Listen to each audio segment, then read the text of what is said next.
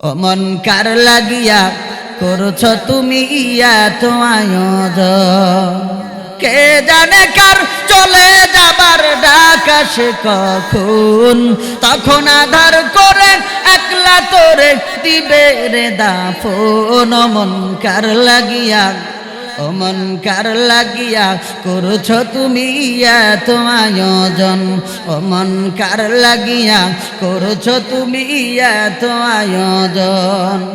তোমার দেখো মাটি, মাটি তোমার ঘাটি, মরণেও মাটি তোমার পিছু ছাড়বে না।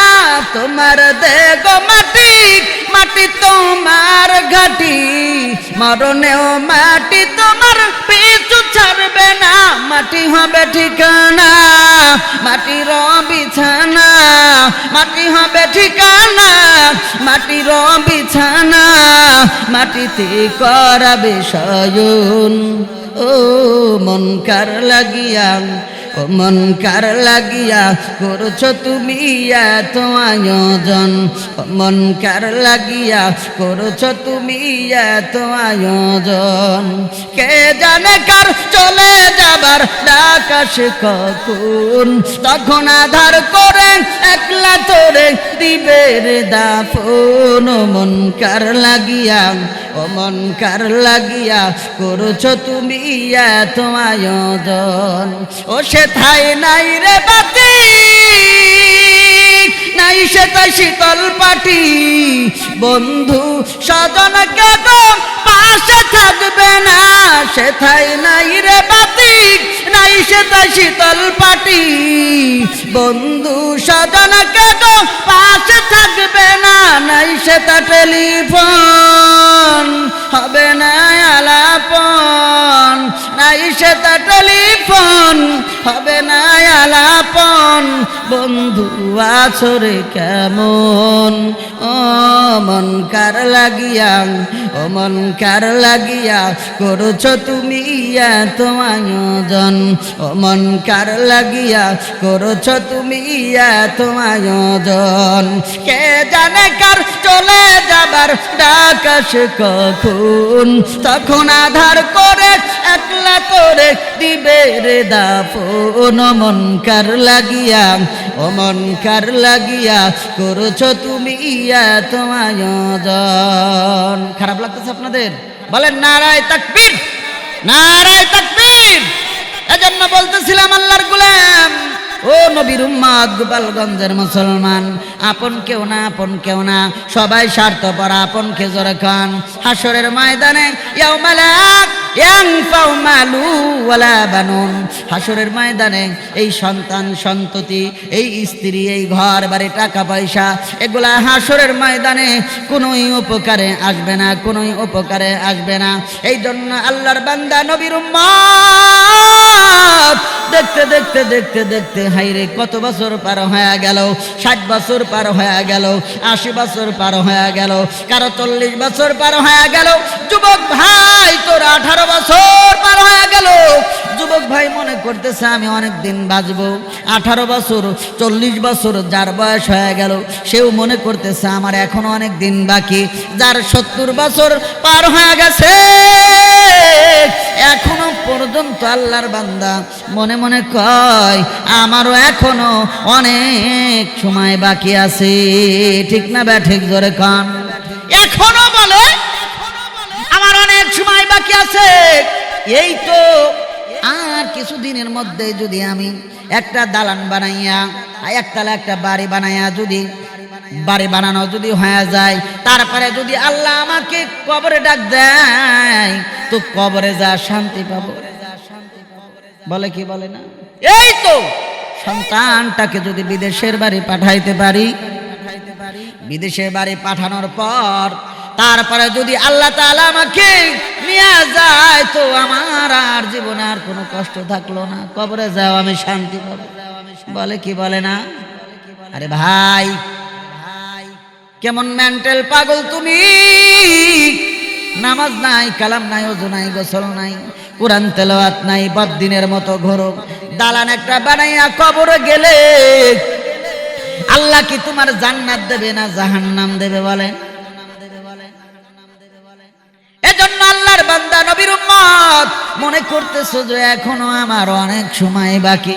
দেখতে দেখতে 60 বছর 80 বছর পার হয়ে গেল, মাথার চুল পাকলো, দাড়ি পাকলো, চোখের জ্যোতি কমে গেল, এখনো পর্যন্ত আমার তোমার ঘুম ভাঙে নাই। ঘুম ভাঙবে কবে বলেন, কবে ভাঙবে? হায়রে কখন যেন মালাকুল মাউত আজরাইল আসিয়া যায়।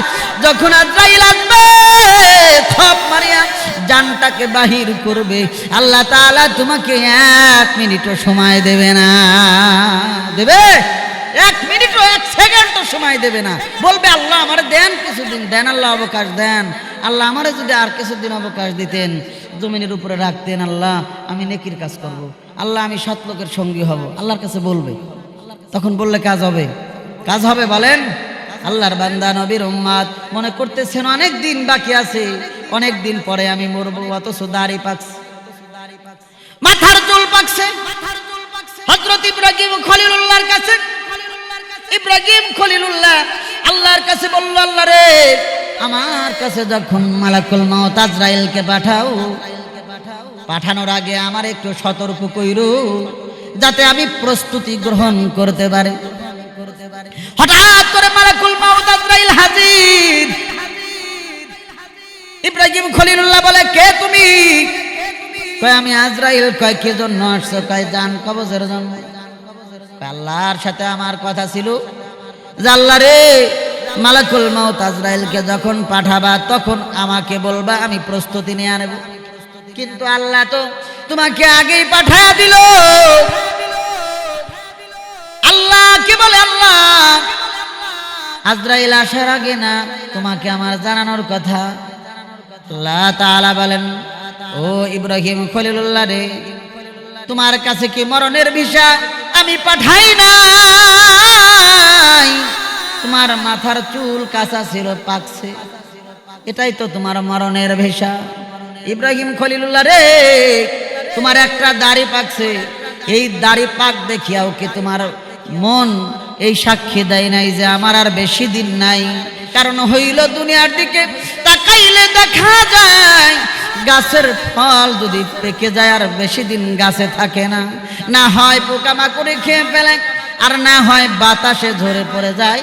ঠিক না ব্যাঠিক জোরে কান?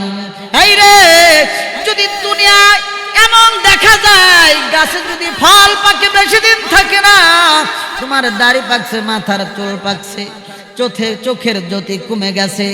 আগে ফল ফ্রুট খাইলে, ভালো খাবার দাবার খাইলে শরীরে শক্তি আসতো, এখন আর শক্তি আসে না। তো ইব্রাহিম খলিলুল্লাহ রে, এরপরেও কি তুমি বোঝো নাই মালাকুল মাউত আসার সময় এসে গেছে? ইব্রাহিম খলিলুল্লাহ বলে, আল্লাহ আমি বুঝতে পারি নাই। আয় আল্লাহ তারপরেও আমি তোমার যতটুকু ইবাদত করেছি আল্লাহ, এর বদৌলতে আল্লাহ তুমি আমারে জান্নাত দিও। সুবহানাল্লাহ। এজন্য ও গোপালগঞ্জের মুসলমান, তোমরা যারা চিন্তা করতেছো হাই হাই অনেক দিন বাকি, অনেক দিন বাকি আছে, আমার কেবল 40 বছর হয়েছে, না রে বাবা না। কখন আজরাইল তোমার ঘরের দরজায় দাঁড়ায় যায় কেউ জানে না। হ্যাঁ, বাদশা সুলাইমানকে আজরাইল 1 সেকেন্ডও সময় দেয় নাই, আমাকে তোমাকেও আজরাইল 1 সেকেন্ডও তোমার আমার সময় দেবে না। দেবে? দেবে? দেবে বলেন, দেবে? দেবে না? এখনো তো ঘুমায় আছে। ঘুম ভাঙবে কবে বলেন? নসিহত তো কম হয় না, শুনতে শুনতে কোরআনের আলোচনা শুনতে শুনতে মুখস্থ হয়ে গেছে। প্রতি জুমায় ইমাম সাহেব আলোচনা করে, শীতের সময় আসলে ওলামায়ে কেরামরা আলোচনা করে, শুনতে শুনতে আলোচনা মুখস্থ হয়ে গেল। কিন্তু এগুলা দ্বারা আমাদের কি হইল বলেন? কি হইল? কি হয়েছে বলেন? এই আলোচনা রাত ভর করে কি হবে বলেন? এই আলোচনা রাত ভর করে কি হবে যদি আপনি মসজিদ মুখী না হন? এই আলোচনা করে লাভ কি বলেন? কবে আপনার ঘুম ভাঙবে বলেন? কবে ঘুম ভাঙবে বলেন? এখনো ঘুম ভাঙে নাই। ঘুম ভাঙার দরকার তো, ঘুম ভাঙার দরকার। ভাইয়েরা আমার, ঘুম ভাঙার দরকার। হাসরের ময়দানে সন্তান সন্ততি কেউ উপকারে আসবে না। আসবে না কি বলেন? আসবে আসবে না? আসবে না। হাসরের ময়দানে ইয়াউমা লা ইয়ানফাউ মালু ওয়ালা বানুন, হাসরের ময়দানে তার সম্পদ তার সন্তান সন্ততি কোনো উপকারে আসবে না। হ্যাঁ, সন্তান সন্ততি উপকার আসবে ওই সন্তান যেই সন্তানকে আপনি কোরআনের হাফেজ বানাইছেন, ওই সন্তান দ্বারা হাসরের ময়দানে উপকার পাওয়া যাবে। ওই সন্তান ওই স্ত্রী দ্বারা হাসরের ময়দানে কিছুটা উপকার পাওয়া যাবে। যেই স্ত্রী যেই সন্তান মাটির উপরে আল্লাহর নেকির কাজ করে, সুবহানাল্লাহ। হ্যাঁ, হাসরের ময়দানে সন্তানাদি স্ত্রী বিবাল বাচ্চা যারা আছে এদেরকে দিয়ে কোনো উপকার পাওয়া যাবে না। যাবে যাবে না? যাবে। নেক সন্তান দিয়ে হাসরের ময়দানে উপকার পাওয়া যাবে, সুবহানাল্লাহ।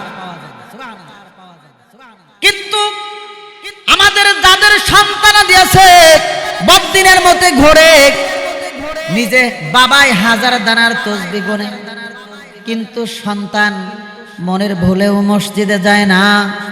বাবা হাজার দানার তসবিহ গোনে, ইমামের পিছনে নামাজ আদায় করে, কিন্তু স্ত্রী জীবনে কোনোদিন মনের ভুলেও পশ্চিম দিকে হুসুট খায় না। আছে না নাই? এমন মা বোন আছে না নাই? আছে। ওই সংসারে তো শান্তি নাই। ওই ঘরটা জাহান্নামের ঘর। যেই ঘরের মধ্যে স্ত্রী বেপরদায় থাকে, যেই ঘরের মধ্যে স্ত্রী হায় হায় দিন নাই বদ্দিনের মতো থাকে, হ্যাঁ ওই ঘরে শান্তি নাই, জাহান্নামের ঘর হয়ে আছে। যেই ঘরের মধ্যে শুধু না শুকরিয়া আদায় করা হয়। হ্যাঁ, দেখবেন বেশিরভাগই সমাজের মধ্যে দেখা যায় নারীরা বেপরদায় ঘুরে, দিনভর নামাজ নাই, কালাম নাই, ওযু নাই, গোসল নাই, হ্যাঁ নাপাক অবস্থায় থাকে। এই জন্য আজকে আপনার ঘরে শান্তি নাই, শান্তি নাই। আসবেও না। আসবে? আসবেও না। সন্তান বদ্দিন, স্ত্রী বদ্দিন, আপনি হাজার দানার তসবিহ গোনেন আর ইমামের পিছনে নামাজ পড়েন, সন্তানের খোঁজ খবর নেন। আছে না নাই? আছে। সকালবেলায় মাঠে গরু চড়ায়, সন্ধ্যা আসার আগেই গরু ছাগল গুলা ঘরের ভিতর ঢুকায়, গোয়াল ঘরে ঢুকায়। অথচ কন্যা সন্তানটা কোথায় গেল, ছেলে সন্তানটা রাতের বেলায় কোথায় গেল, কপাল পোড়া খবর নেয় না। আছে না নাই? আবার হাতে দিয়েছে একটা ফোন, রাতভর এই ফোনে কি দেখে, জীবনে কোনোদিন বাবাই খবর নেয় না। অথচ হাজার দানার তসবিহ করে হাজী সাহেব তার ছেলে রাতভর মোবাইল চালায় কি দেখে, ফিলাক্সি লোডের মতো আমল নামায় জমা হইতেছে। ঠিক না ব্যাঠিক? জোরে কর। হ্যাঁ, হাসরের ময়দানে সন্তান সন্ততি কোনো উপকারে আসবে না। কিন্তু যদি নেক সন্তান দুনিয়ায় রেখে যাওয়া যায় তো কবরে যাও শান্তি পাওয়া যায়। হ্যাঁ, যদি আবার নেক সন্তান নিয়ে যদি কবরে যাওয়া যায় তো হাসরের ময়দানেও শান্তি পাওয়া যায়। সুবহানাল্লাহ।